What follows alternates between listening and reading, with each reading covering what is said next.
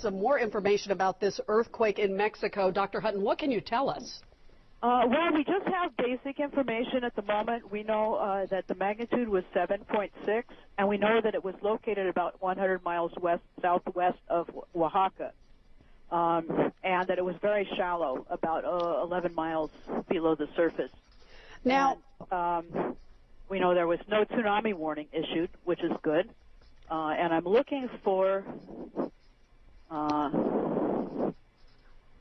there we go, a map which would indicate the likely areas that could be affected strongly.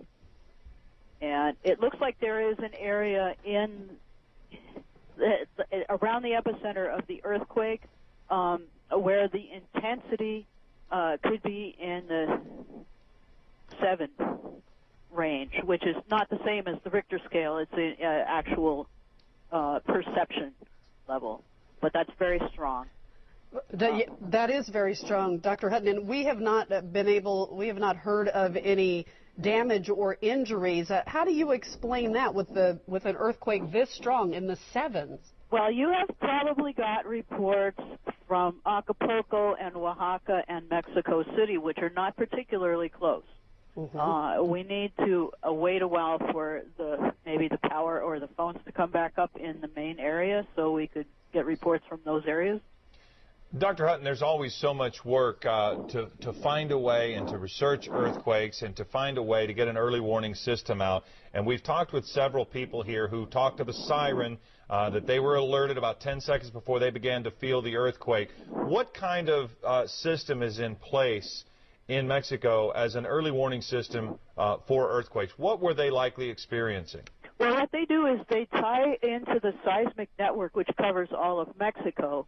And it determines the location of the earthquake, and if it's large enough, it sets off an alarm in Mexico City, possibly in other towns as well. So if the quake is not close to those areas, there can be a significant amount of warning. And we are working on a system like that here in the U.S. It is in an experimental stage right now. Right. I can tell you that the people we were talking to were in Acapulco. And that makes perfect sense as to what you were saying, in that that is, I'm trying to remember exactly how far away from Acapulco. It was 60 or 70 miles, 90 miles from the epicenter, and 100 miles from Mexico City. So it seems like, so basically you're saying this warning system is kind of tracking the seismic activity. As it moves further and further away, you'll have more warning. Yes, it can give you a warning if you're far away. If you're right on top of the earthquake, then the earthquake itself is your only warning. Right. Were you able to determine yet what fault this earthquake fell on? Well, we're still discussing that, but there is a major fault off the coast of Mexico called a subduction zone, where an ocean plate is being shoved down underneath the coast of Mexico, and it's possible that it could be on that fault or it could be on another one above that.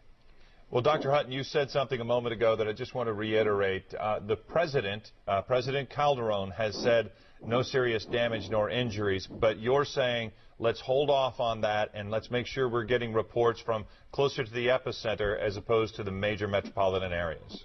Well, I'm sure what they said applies to the major areas, the cities like Oaxaca and Acapulco and Mexico City.